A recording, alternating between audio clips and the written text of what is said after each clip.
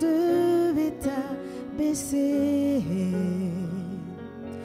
pour porter ma vie et tout réconcilier,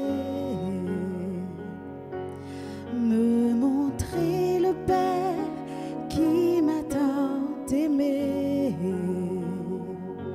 Je sais que pour moi tu l'as fait.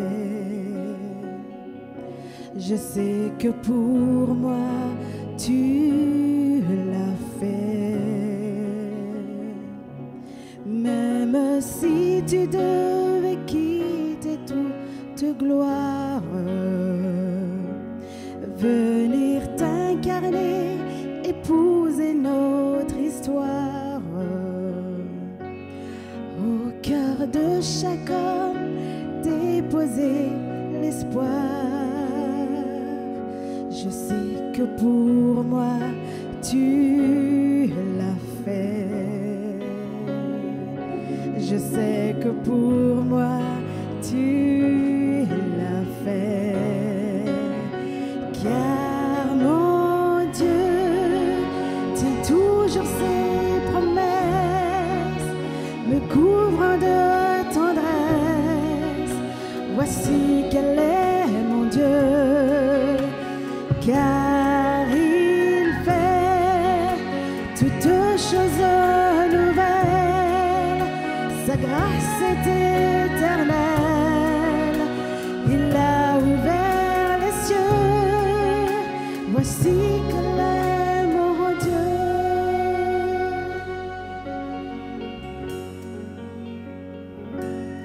Même si la croix devenait un fardeau, le poids de ce monde, l'oubli dans le tombeau, pour essuyer toute larme et tout sanglot. Je sais que pour moi tu l'as fait. Je sais que pour moi tu l'as fait. Car mon Dieu tient toujours ses promesses, me couvrant de tendresse. Il est mon Dieu, car il fait toutes choses nouvelles. Sa grâce est éternelle, il a ouvert les cieux. Voici quel est mon Dieu.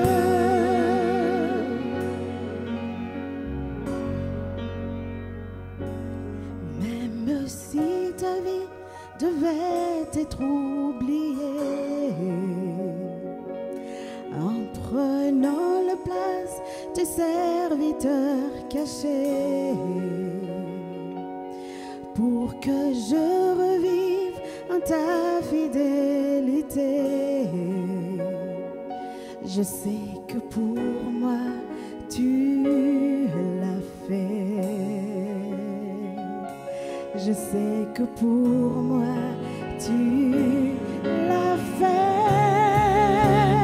Car mon Dieu tient toujours ses promesses, me couvre de tendresse. Voici quel est mon Dieu, car il fait toutes choses nouvelles.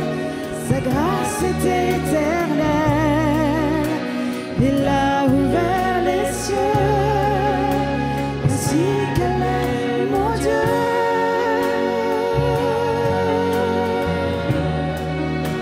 Voici quel est mon Dieu.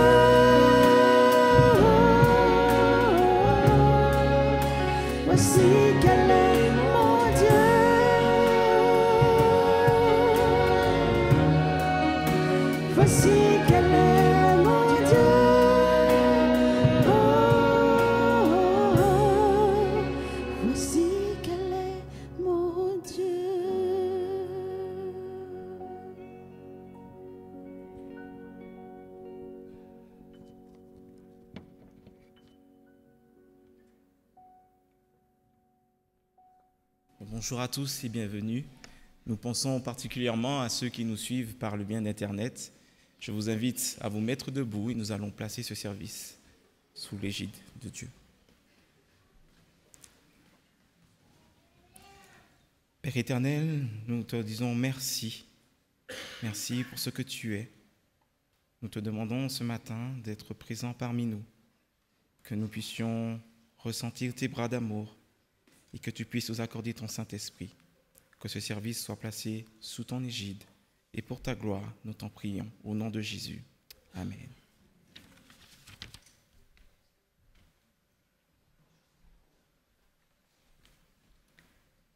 Où irai-je loin de ton esprit et où fuirai-je loin de ta face? Si je monte aux cieux, tu y es. Si je me couche au séjour des morts, t'y voilà. Si je prends les ailes de l'aurore et que j'aille demeurer au-delà de la mer, là aussi ta main me conduira et ta droite me saisira. Si je dis, au moins les ténèbres me submergeront.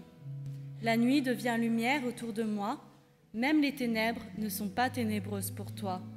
La nuit s'illumine comme le jour et les ténèbres comme la lumière. Mes ténèbres, tu les connais, Seigneur. Ce sont mes peurs, mes craintes, mes chutes. Ce sont mes blessures, mes souffrances, mes amertumes. Ce sont mes impatiences, mon orgueil, mon incrédulité. Et toi, tu me dis que les ténèbres ne sont pas ténébreuses pour toi. Alors, pour ta lumière, malgré les ténèbres de notre vie, louange à toi, Seigneur. Pour ta guérison, malgré nos maladies, nos infirmités, louange à toi, Seigneur. Pour ton espérance, malgré nos nuits, nos échecs, louange à toi, Seigneur. Pour ta confiance, malgré nos peurs, notre foi qui balbutie, louange à toi, Seigneur. Pour ton amour, malgré nos vanités, nos convoitises, louange à toi, Seigneur. Pour ta croix, en face de notre péché et de notre mort, louange à toi, Seigneur. Amen.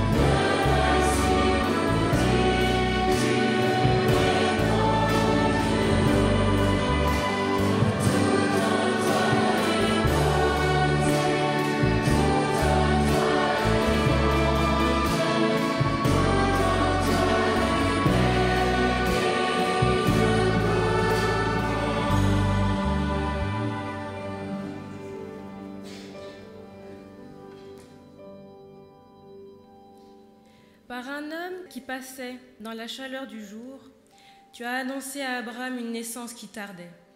Nous te louons. Dans un combat nocturne au bord d'un torrent, tu as rencontré Jacob et tu lui as donné un nouveau nom.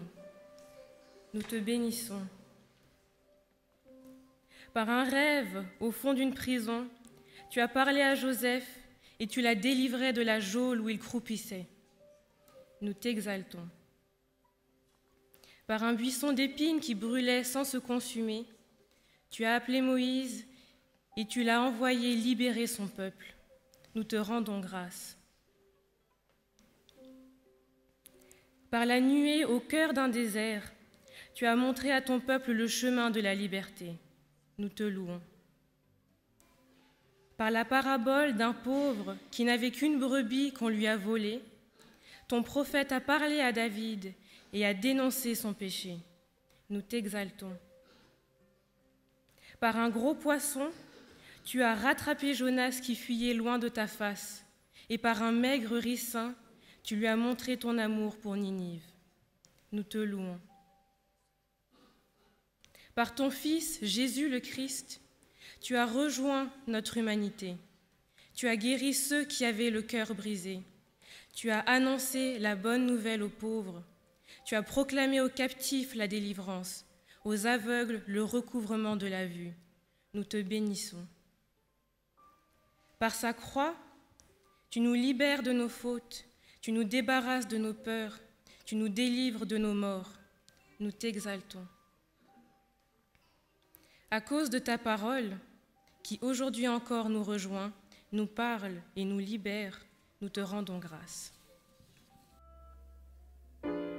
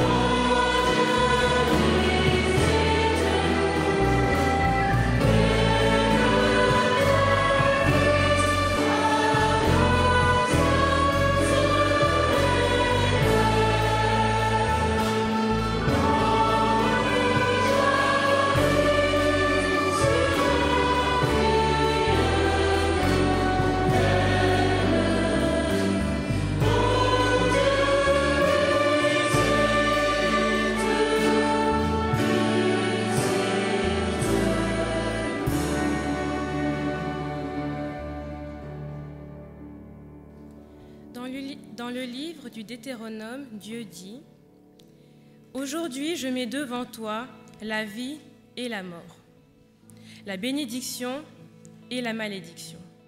Choisis la vie afin que tu vives, toi et ta descendance. » Dans l'Évangile, Judas a trahi Jésus et Pierre l'a renié.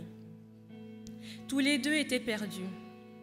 Judas s'est pendu, il a choisi la mort. Pierre s'est repenti, il a choisi la vie.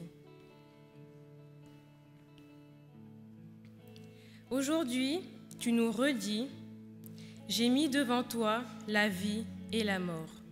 Choisis la vie. Mais trop souvent, c'est la mort que nous préférons. Nous oublions l'espérance, nous croyons à la fatalité, nous nous enfermons dans l'indifférence, nous nous habituons à l'obscurité. Chaque fois que nous nous laissons aller à la résignation, c'est la mort que nous choisissons. Chaque fois que nous nous enfermons dans nos habitudes, c'est la mort que nous choisissons. Chaque fois que nous oublions ton évangile, c'est la mort que nous choisissons. Mais Seigneur, tu nous appelles à la vie et à être des fils et des filles de la résurrection. Alors, nous t'en prions, Christ vivant, fais grandir en nous ta vie. Christ vivant, accorde-nous ton esprit. Christ vivant, apaise nos peurs. Christ vivant, réveille nos cœurs. Christ vivant, donne-nous ta joie. Christ vivant, ressuscite notre foi.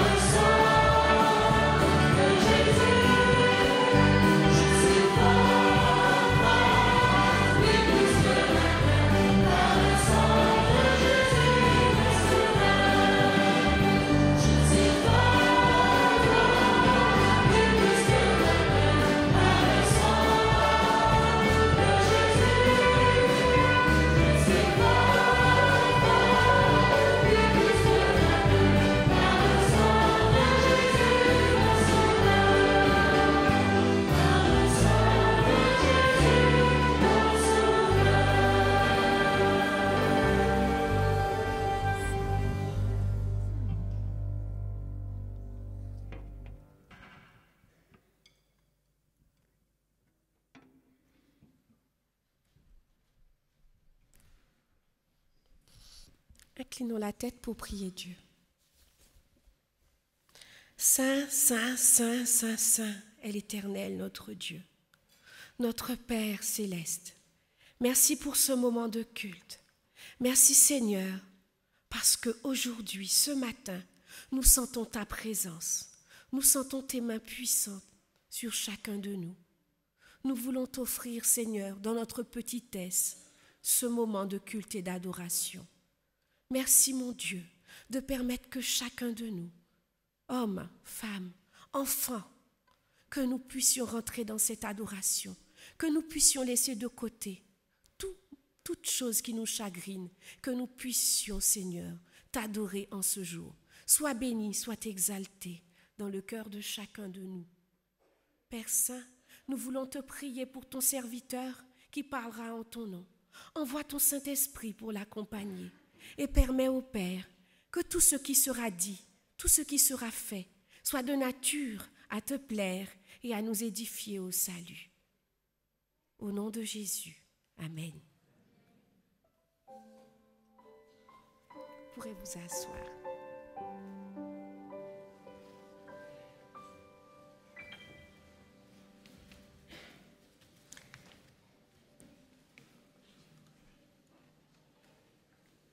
Lisons ensemble Acte 20, versets 6 à 12.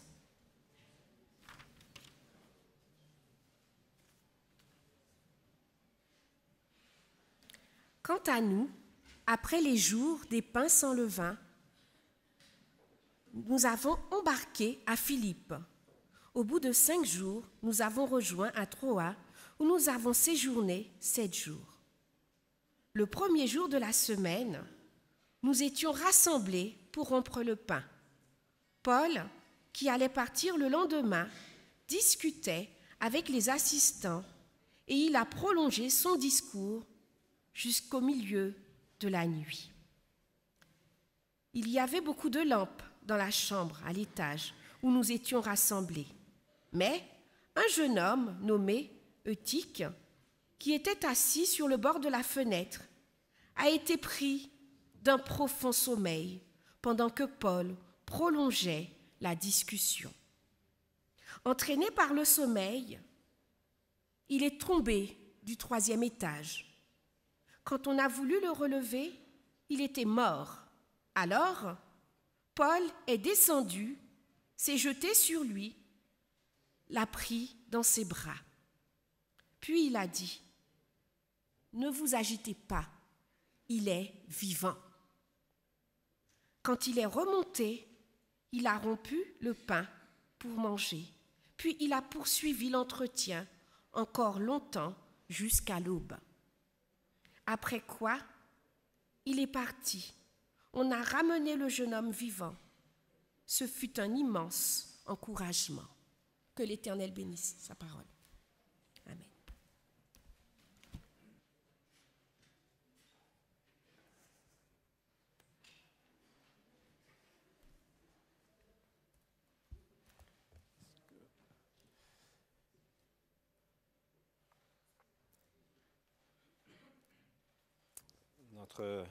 Notre communauté est frappée de plein fouet par la tristesse et la peine, avec des deuils successifs.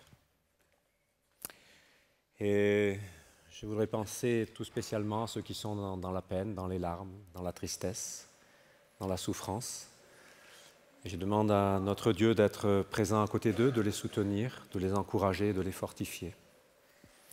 Et il se trouve que la prédication que j'ai choisie se trouve dans Acte 20 et le titre c'est « De la nuit à l'aube ». Alors vous ne le voyez pas, mais c'est derrière l'écran. Et dans ce contexte, nous sommes dans les Actes des Apôtres au chapitre 20. Et en fait, nous sommes dans un voyage d'adieu. C'est l'apôtre Paul qui est en train de rentrer vers Jérusalem et il dit adieu aux églises qu'il visite. Et dans cet adieu, à un moment donné, quand il va quitter Troas, il va dire qu'en fait, il sait que le Saint-Esprit le prévient, étape après étape, qu'à Jérusalem, il va connaître souffrance et certainement peut-être plus. Et c'est vrai que quand on regarde le verset 6 du chapitre 20, on est aussi dans la Pâque Et dans cette histoire, il y a aussi un enfant qui décède. Donc nous sommes dans un contexte de peine, de tristesse, et ce texte qui vous a été lu, c'est un moment où les frères et sœurs savent qu'ils disent au revoir à Paul et que c'est la dernière fois qu'ils le voient, en tout cas sur cette terre. Et on est dans ce contexte de Pâques, et quand vous voyez les mots de ce texte, vous avez rompre le pain, partir, l'homme qui tombe du 3e étage, on le relève mort, encore une fois on rompt le pain, et puis on nous dit qu'à la fin l'enfant est vivant. Et c'est intéressant qu'on voit qu'il y a des mots comme ça qui nous rappellent la scène, mais surtout la manière dont le texte est construit. Vous voyez, ce texte est construit en plusieurs parties, et la première partie, c'est l'apôtre Paul qui en fait annonce deux choses, enfin le texte qui annonce deux choses. D'abord qu'il va y avoir une sainte scène, on va rompre le pain, mais aussi que Paul va partir. Et à la fin du texte, vous avez la réalisation de cela, où Paul part, et en même temps, il rompt le pain. C'est ce que vous avez quasiment au verset 11. Et puis, entre l'annonce et la réalisation, vous avez la mort et la résurrection de Tychus. Et quand on regarde la fin du texte, il est vivant, et le texte dit qu'on est consolé. Et le mot « consolé » nous rappelle le mot « consolateur », l'Esprit Saint. Donc vous voyez que ce texte est construit de telle manière à nous rappeler que dans cette tristesse, dans cette peine, il y a quelque chose qui va nous consoler. Et ce qui va consoler, ça va être, quelque chose d'un peu d'étonnant, c'est la Sainte Seine. On n'a pas l'habitude de la regarder comme ça, mais dans cette histoire, la Sainte Seine est présentée comme un événement qui console. Et dans ce texte, je vous disais qu'il est construit d'une manière très particulière parce que si vous regardez ces versets qui sont à la fin, le texte est construit en disant « Étant descendu, Paul se pencha, le prit dans ses bras, il dit « Ne vous troublez pas car son âme est en lui ». Le texte continue « Étant remonté, il rompt le pain, il prend une part, il parle longtemps jusqu'à l'aube, après quoi il partit. » Et le texte finit « Ils emmenèrent le petit garçon vivant et ils furent consolés. » Ce qu'il y a d'intéressant, c'est que si c'était moi qui avais écrit ce texte, je ne l'aurais jamais écrit comme cela. Vous voyez, la logique, c'est de dire, étant descendu, Paul se pencha, le prit dans ses bras, il dit, ne vous troublez pas, car son âme est en lui, et on saute à la fin. Ils emmenèrent le petit garçon vivant, ils furent consolés, et étant remonté, il rompit le pain, et ayant pris une part, il parla longtemps, et ensuite il part. C'est la suite logique, mais vous voyez que l'écrivain biblique a voulu casser le rythme, la logique du texte, pour nous dire, et vous voyez, comme c'est écrit tout à fait à la fin, vous avez après quoi il partit, ils amènent le petit garçon et ils sont consolés. Le texte est construit pour nous dire que la consolation va venir de l'esprit, si vous voulez, même si le texte ne le dit pas, et c'est lié à la Sainte Seine, au sens de la Sainte Seine, au cœur de la Sainte Seine. Le deuxième élément qui est fort dans ce texte, c'est que tout le long de ce texte, on nous parle d'un long discours de Paul. C'est assez surprenant. Si vous regardez au verset 6, quand il y a l'annonce justement de la Sainte Seine et du départ, le texte dit au verset 6, il prolongea son discours jusqu'au milieu de la nuit.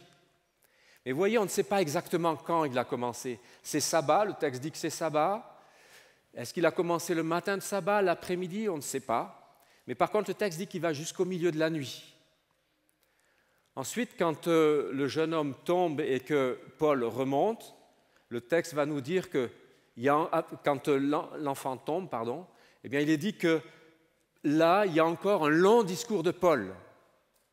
Et quand au verset 11, il remonte, on nous dit il parle encore longtemps jusqu'à l'aube.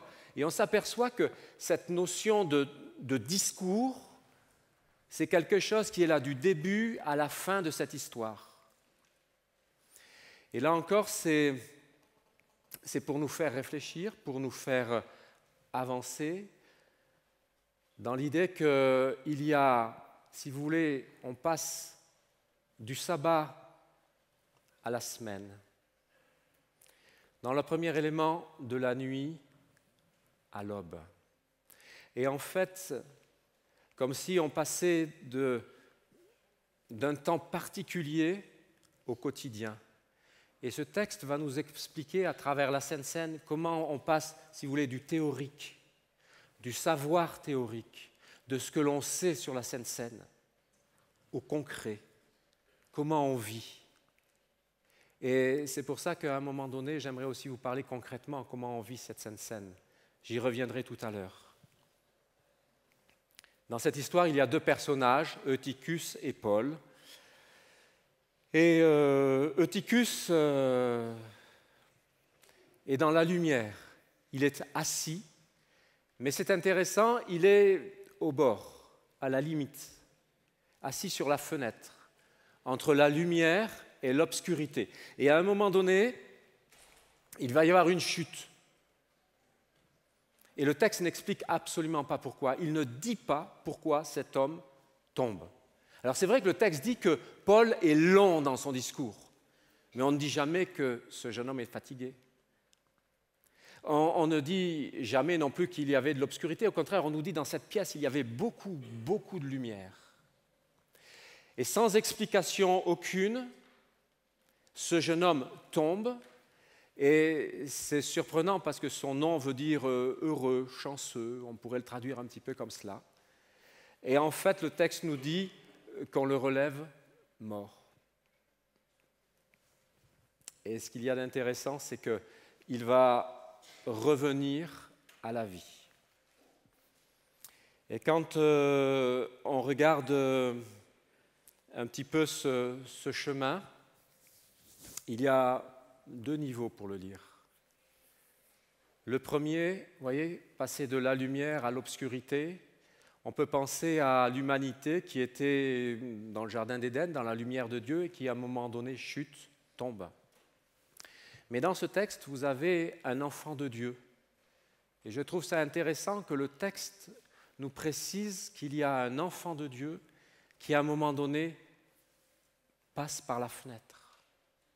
Et vous et moi avons des amis, des connaissances qui sont peut-être plus à côté de nous et qui, d'une certaine manière, sont passés par la fenêtre. Et ce qu'il y a d'intéressant, c'est que dans ce texte, on ne nous explique pas pourquoi, mais il n'y a pas un reproche, pas quelque chose qui accuse ces personnes-là. D'autant plus que quand vous lisez le texte, on dit qu'il est saisi par le sommeil, c'est-à-dire que c'est quelque chose d'extérieur qui l'attrape et qui le fait tomber. Ce n'est pas quelque chose d'intérieur. Et ce texte est juste là pour nous dire qu'à un moment donné, il y a quelqu'un qui tombe et on ne sait pas pourquoi. Il était avec nous, il était à côté de nous, il n'est plus là, il n'est plus à côté de nous. Et il passe de la lumière à l'obscurité, de la vie à la mort. Par contre, ce texte nous dit qu'à un moment donné, il y a une possibilité de revenir à la vie et que dans ce cas-là, on peut dire que c'est une consolation, mais c'est peut-être aussi un apaisement. Le deuxième personnage, c'est Paul, qui lui aussi est dans la lumière, qui enseigne, qui entretient, qui partage. Et quand le jeune homme tombe, et d'ailleurs vous remarquez que je passe souvent, je dis jeune homme et puis je dis petit enfant, je reviens à jeune homme, petit enfant, c'est parce que le texte fait ce jeu-là. En fait, quand la personne tombe, on l'appelle jeune homme. Quand il est relevé, on l'appelle petit garçon. Et je trouve ça intéressant parce que ça veut dire que, vous voyez, même quand on tombe et qu'à un moment donné, il y a une possibilité de redémarrage, c'est comme une renaissance. C'est quelque chose qui nous permet de repartir. Et je trouve qu'il y a dans ce texte une espérance pour toute personne qui, à un moment donné, a pu glisser au dehors. Parce que ce message dit qu'il y a une possibilité de renaître, de recommencer, de repartir, de revivre. Alors comment est-ce que cela est possible ? Eh bien parce qu'à un moment donné, celui qui enseigne, celui qui entretient, celui qui partage avec ses frères et sœurs, décide à un moment donné de descendre. Il descend vers ce jeune homme. Le texte dit qu'il se penche, et je dirais que le texte est peut-être un petit peu plus fort que se pencher, mais c'est vraiment presque de se jeter sur lui, j'ai envie de dire. Il se penche vers lui. Le texte nous dit qui le prend dans ses bras et qui le ramène à la vie. J'ai mis « ramener à la vie » entre guillemets parce que, en fait, si vous lisez le texte, vous avez l'impression qu'il n'y a pas une vraie résurrection. Dans ce texte, on a l'impression que Paul se penche et il dit la vie est en lui. Et ce qu'il y a d'intéressant, c'est que Paul se penche, prend dans ses bras et reconnaît que la vie est en lui. Et à partir de là, eh bien, il peut remonter et il va effectivement rompre le pain à ce moment-là. Et vous voyez, il y a encore une fois, comme tout à l'heure, quand on a vu Eutychus, il y a 2 niveaux de lecture. Le premier niveau de lecture, si vous regardez le schéma qui vous est projeté, eh bien, c'est ce qu'a fait le Christ. Il était dans la lumière, il est descendu, il s'est penché sur l'humanité, il a pris dans ses bras, et c'est vrai que quand on pense à la croix où il est obligé d'ouvrir ses bras, c'est pour nous prendre dans ses bras, et il nous ramène à la vie éternelle. Et une fois qu'il a accompli son œuvre, eh bien, il est remonté auprès du Père, et nous aurons l'occasion avec lui de vivre un repas de l'agneau. Et en fait, il est venu nous expliquer la tendresse de Dieu. Et moi, je suis très touché par cette notion de tendresse, parce que vous voyez, il n'y a aucun endroit où, comme je vous l'ai dit, il y a un reproche. Simplement, on est tombé, on a glissé. Qu'a fait le Seigneur? Il est venu nous prendre dans nos bras, enfin dans ses bras, nous dans ses bras. Il est simplement venu nous dire qu'il nous aimait. Et que pour lui, ce qu'il y avait d'important, c'est nous. Et qu'il a pris le temps, si vous permettez, de descendre pour venir nous chercher. Alors c'est vrai que c'est pour l'humanité, mais c'est aussi pour chacun d'entre nous. Et ce qui me frappe, c'est que Jésus a fait cela, et que Paul, en tant que disciple de Jésus, fait la même chose. Il vit quelque chose, il enseigne, il partage la parole, et à un moment donné, quand il y a quelqu'un qui est tombé, il s'arrête, il prend le temps de descendre, de le prendre dans ses bras, de lui manifester sa tendresse, son attention, son amour,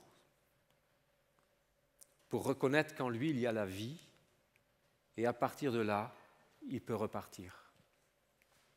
Et vous voyez que c'est vraiment quelque chose qui est là pour nous faire réfléchir sur le sens de la Sainte Seine. La Sainte Seine, ce n'est pas simplement prendre du pain et du vin, c'est se rappeler de l'affection d'un être cher qui prend soin de nous, qui s'occupe de nous, qui s'intéresse à nous. Et l'apôtre Paul, en tant que disciple, qui lui vit aussi son chemin avec ses joies, ses peines, ses difficultés, va faire comme son maître. Et ça nous montre comment on passe de la théorie à la pratique. Comment est-ce qu'on arrive à quelque chose de fort? Prendre la Sainte Seine, ce n'est pas simplement prendre un bout de pain et un verre de jus de raisin. Et donc maintenant, j'aimerais, pour continuer ma méditation, mettre un point maintenant.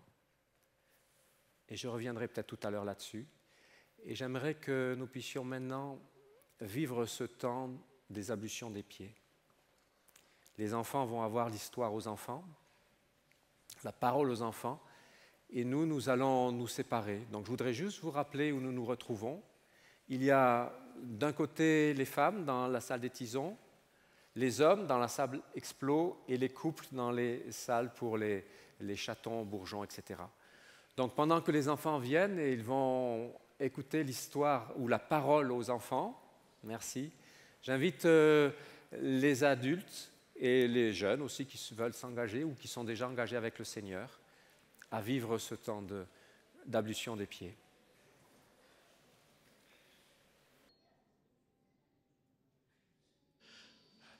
Alors, on a prévu une histoire pour vous.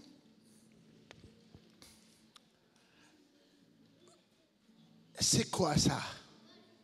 Un bol ou bien une coupe? Oui, pour la table. C'est un bol ou on dit aussi une coupe. Regardez. Maintenant, le bol, je vais le renverser, d'accord? Question.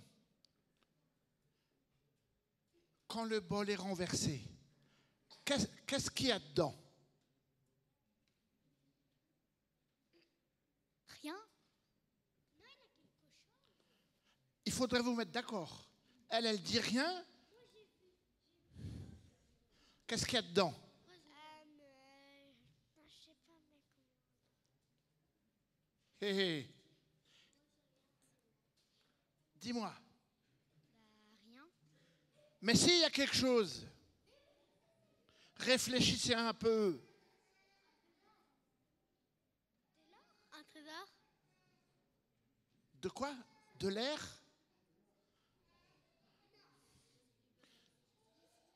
Mais si, mais je... Et les parents, il y a quelque chose dedans ou pas?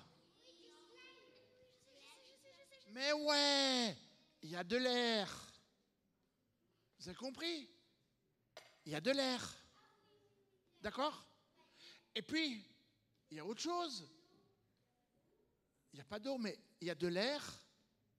Et puis, une deuxième chose. Il y a du bois? Non? Non? Je demande ce qu'il y a dedans. Je sais pas. Ils sont marrants, ils me font venir et après ils boudent, ils ne me parlent plus. En vrai, il y a de l'air dans le bol, mais le bol, il y a de l'air à l'intérieur. Oui, mais quoi d'autre encore? Il y a de l'air et puis? Il y a du vent. Non, du vent et l'air, c'est pareil. Bon, je vais vous le dire. Attendez, je vais vous le dire maintenant. Regardez, quand le bol, je le mets à la bonne place, il y a de l'air, et puis, qu'est-ce qu'il y a encore dedans? Voilà, de la lumière. Oui ou non? Pourquoi vous ne m'avez pas dit?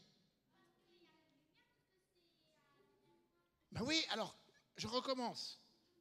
Quand je le mets comme ça, il y a de l'air et... Non, il n'y a plus de... Voilà, il fait noir. C'est comme dans ta... Ah, tu l'avais dit, je ne l'avais pas entendu. C'est comme dans ta maison, quand tu fermes les volets, il y a de l'ombre. Alors, ça, c'est pour dire que nous, dans notre...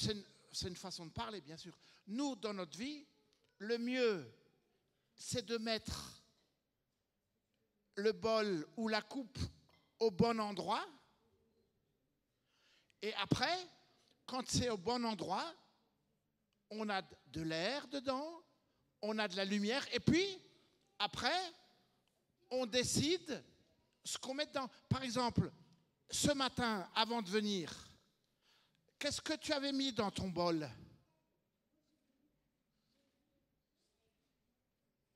Du lait? Du lait? Tu avais mis du lait. Et puis toi? Du pain? Oui, du pain ou bien? Du pain. Du pain? De la brioche. De la brioche. Voilà, etc. D'accord. Voilà, on a tous mis quelque chose dedans, d'accord? Alors, ça c'est l'idée. Dans la vie, on décide si on met le bol dans la bonne position et on décide ce qu'on met dedans. Maintenant, réfléchissez un peu avec moi et après on fera une chanson avec Ingrid. Est-ce que vous connaissez la famille de Joseph? Oui. Qu'est-ce que ses frères,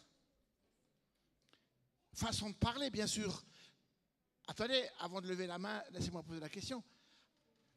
Qu'est-ce que les frères de Joseph, ils avaient mis dans le bol? C'est-à-dire, comment ils étaient avec lui? Ils étaient gentils? Voilà. Donc, qu'est-ce qu'on peut dire qu'ils ont mis dans le bol? Le noir, la méchanceté. Pourquoi? Au fait, pourquoi ils étaient méchants avec lui? Car ils étaient jaloux. Voilà. Parce que Joseph, c'était le chouchou du papa, on est d'accord? Voilà, c'était le préféré. Alors, ils étaient jaloux. Et du coup, ils l'ont mis dans un puits. Ah voilà, et il a failli mourir. Et puis une autre histoire. Vous connaissez l'histoire du fils prodigue? Vous savez, le garçon qui était parti, qui avait dit à son papa, donne-moi l'argent, il a tout dépensé, et après, quand il n'avait plus de sous, il est revenu. Oui, et puis, le papa, lui, comment il était avec le fils? Mais il est parti quand même.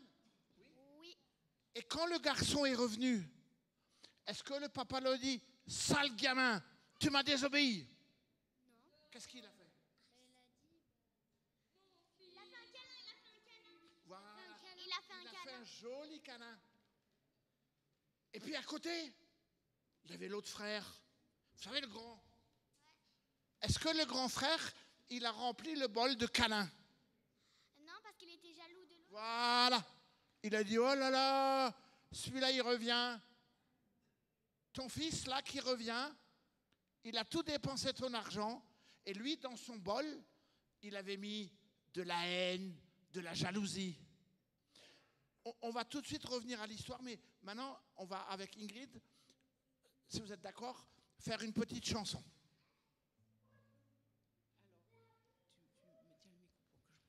Alors, je ne sais pas si vous connaissez le chant « Dieu a tant et tant aimé le monde ». Vous connaissez? Tant, ça veut dire tellement, hein, mais pour que ça chante mieux, c'est tant. Dieu a tant et tant aimé le monde qu'il a donné son Fils unique. Dieu a tant et tant aimé le monde qu'il a donné son Fils Jésus. Allez, encore une fois. Dieu a tant et tant aimé le monde qu'il a donné son Fils unique. Dieu a tant et tant aimé le monde qu'il a donné son Fils Jésus. Après, c'est si tu crois cela, tu ne périras pas, mais tu auras la vie éternelle. Si tu crois cela, tu ne périras pas, mais tu auras la vie éternelle. On reprend cette deuxième partie. Si tu crois cela.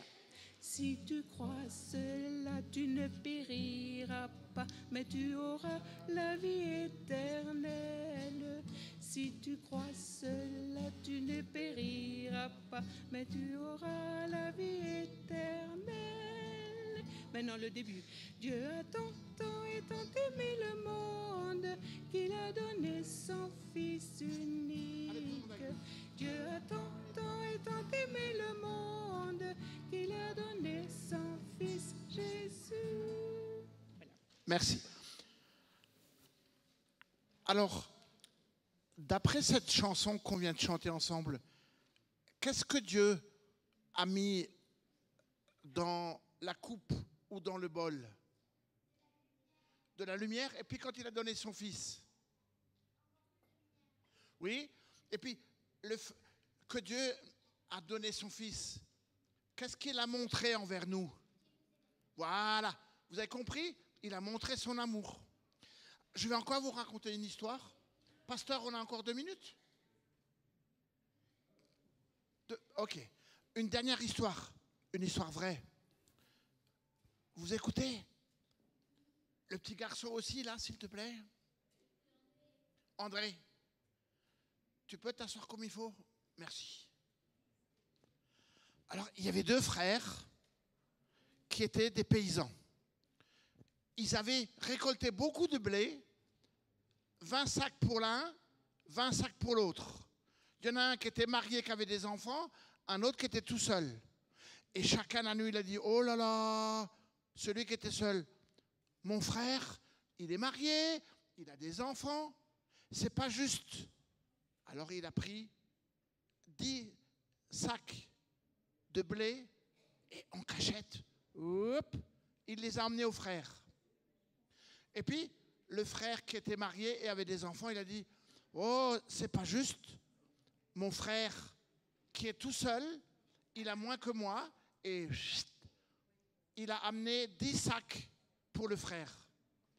Et comme ça, le lendemain matin, chacun avait de nouveau 20 sacs. Et personne n'a remarqué que rien n'a bougé. Alors, la nuit suivante, les deux, ils se sont de nouveau levés sans bruit. Et chacun a commencé à prendre les sacs de blé pour les donner à son frère. Et puis, les deux, ils se sont rencontrés. Ils ont vu, oh, mais qu'est-ce que tu fais? Oh, mais moi, dans ma coupe, j'ai de l'amour pour toi, c'est parce que je t'aime. Et l'autre, mais moi aussi. Et ils sont tombés l'un dans le bras de l'autre, et ils ont dit, oh, c'est quand même bien d'avoir de l'amour et de remplir la coupe d'amour. Et vous voyez les enfants, j'aimerais vous inviter à être comme ça, à ne pas remplir votre coupe de colère, de jalousie ou de toujours réclamer, mais de la remplir d'amour. Est-ce que vous êtes d'accord avec moi? Voilà. Et pour terminer, Ingrid a une petite surprise pour vous. On va vous donner un petit quelque chose et après vous pourrez retourner à votre place. J'aimerais bien qu'on rechante une fois le chant, mais avec tout le monde, s'il vous plaît. Dieu a tant et tant aimé le monde qu'il a donné son Fils unique. Dieu a tant et tant aimé le monde qu'il a donné son Fils Jésus. Si tu crois cela, tu ne périras pas, mais tu auras la vie éternelle. Oui, si tu crois cela, tu ne périras pas, mais tu auras la vie éternelle. Dieu a tant et tant aimé le monde qu'il a donné son Fils unique. Dieu a tant et tant aimé le monde qu'il a donné son Fils Jésus. Je vous invite à prendre avec moi Matthieu 26, verset 26. Pendant qu'il mangeait, Jésus prit du pain. Après avoir prononcé la bénédiction, il le rompit et le donna aux disciples en disant, « Prenez, mangez, ceci est mon corps. » Je vous invite à vous agenouiller pour la prière.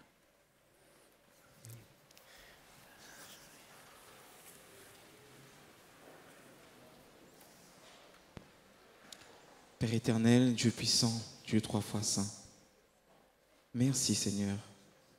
Merci pour ton sacrifice. Merci d'avoir envoyé ton Fils afin de nous donner la vie. Nous te remercions Seigneur pour cet exemple que tu nous donnes afin que nous puissions partager le pain.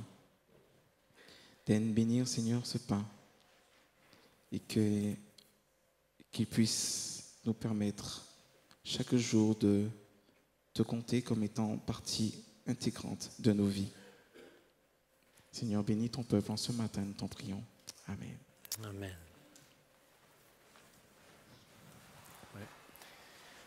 Ouais. Je voudrais juste interrompre un instant cette sainte scène. Parce que je vous ai dit que le texte de Paul nous faisait passer de la théorie à la pratique. Et j'aimerais qu'on passe de la théorie à la pratique. Je ne sais pas pourquoi vous êtes venus ce matin, ici, dans cette église. Peut-être que c'est par habitude, et c'est important d'avoir des habitudes, de bonnes habitudes. Je l'espère aussi pour louer Dieu, pour vous nourrir spirituellement, recevoir la parole de Dieu, vous rappeler ce que c'est l'Église, ce que c'est la Sainte Seine. Mais j'aimerais avec vous ce matin faire un pas de plus. Et j'aimerais revenir sur l'image de tout à l'heure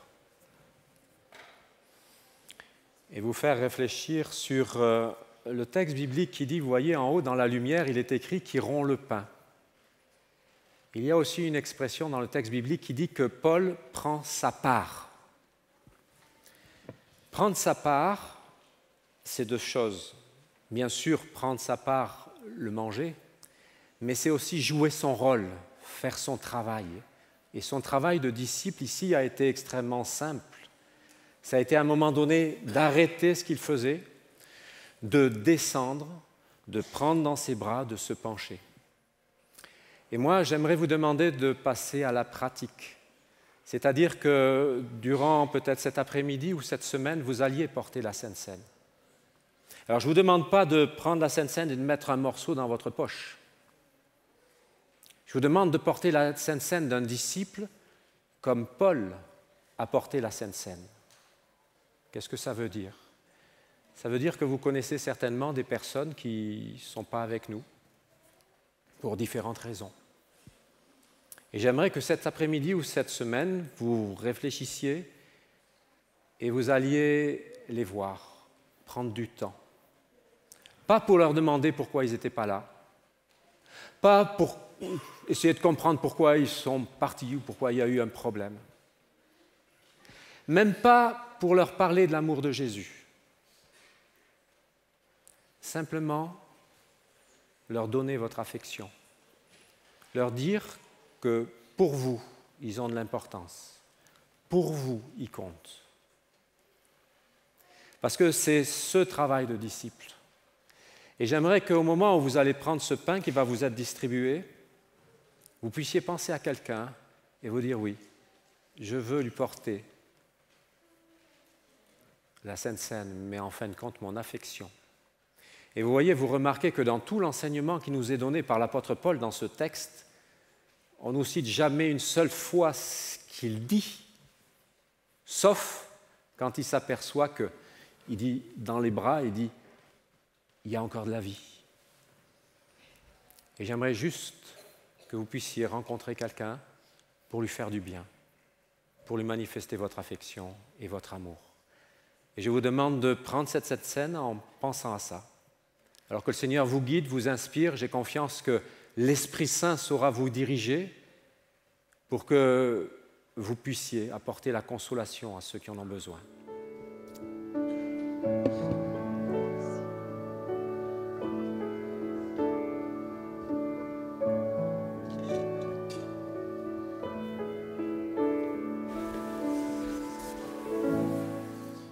Mettons en pratique l'exemple du Seigneur, mangeons-en tous.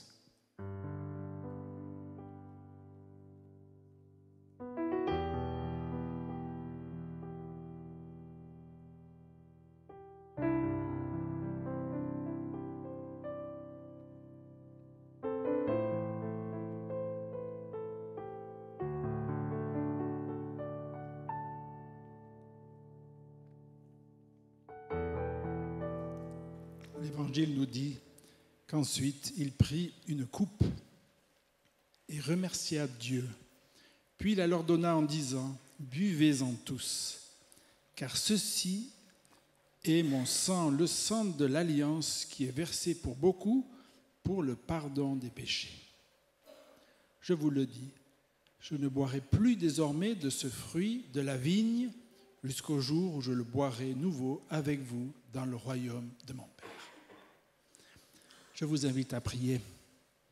Seigneur notre Dieu, merci pour cette alliance à laquelle tu nous invites. Merci parce que tu es toujours prêt à renouveler cette alliance. Et nous regardons à toi, nous regardons à ce pain, nous regardons à ce sang. Ne regardons pas à nos erreurs, car nous savons que tu as donné le remède. Seigneur, nous voulons croire que la vie est ainsi donnée, que la victoire est assurée par ta victoire. Donne-nous, Seigneur, de savoir transmettre cela aussi autour de nous. par le nom de Jésus. Amen. Amen.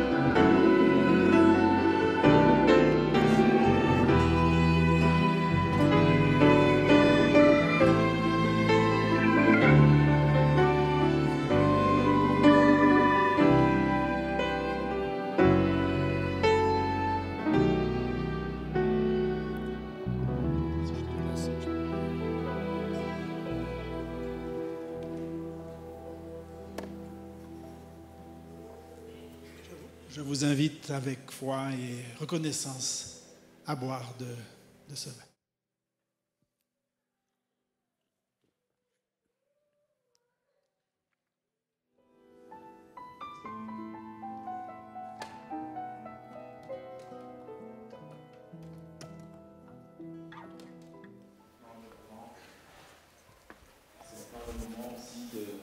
Manifester notre amour pour ceux qui ont besoin, qui sont dans le besoin et qui ont aussi besoin de connaître l'amour de Dieu. Alors, je vous invite à manifester cet amour concrètement et aux diacres à passer dans les rangs pour ramasser les dîmes et les offrandes.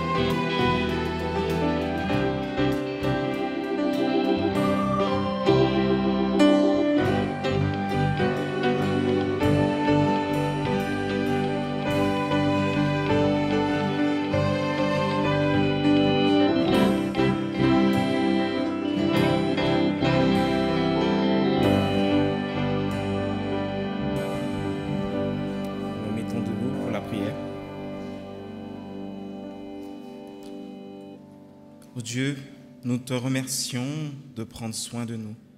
Merci de pourvoir à nos besoins.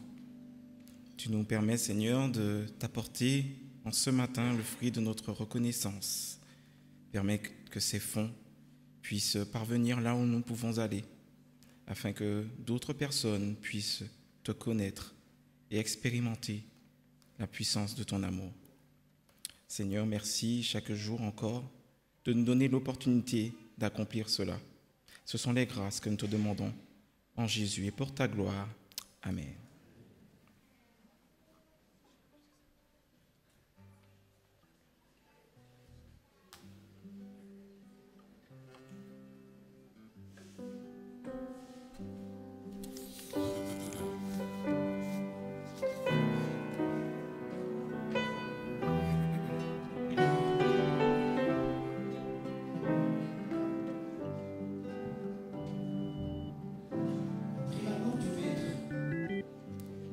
les disciples sont réunis.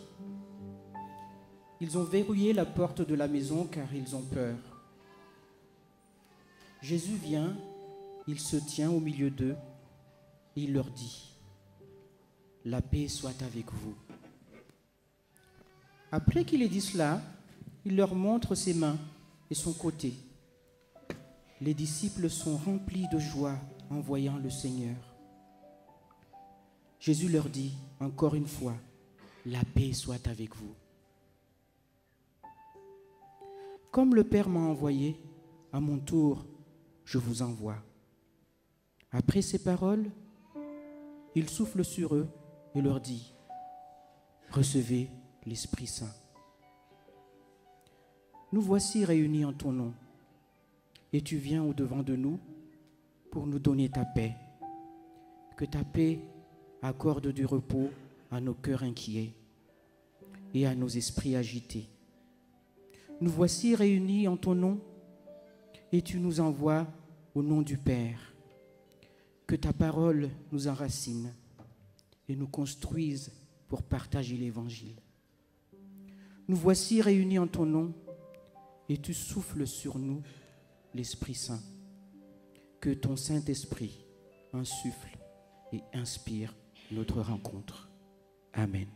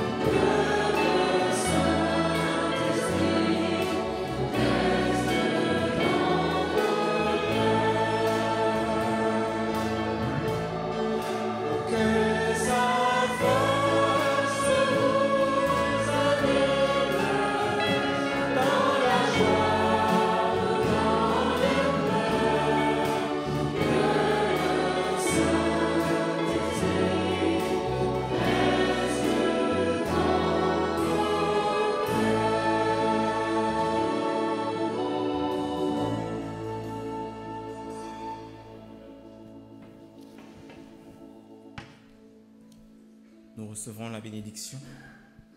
Car Dieu a tant aimé le monde qu'il a donné son Fils unique, afin que quiconque croit en lui ne périsse point, mais ait la vie éternelle. Que la paix, l'amour de Dieu et que son Saint-Esprit restent dans nos cœurs. Allons en paix. Bon sabbat.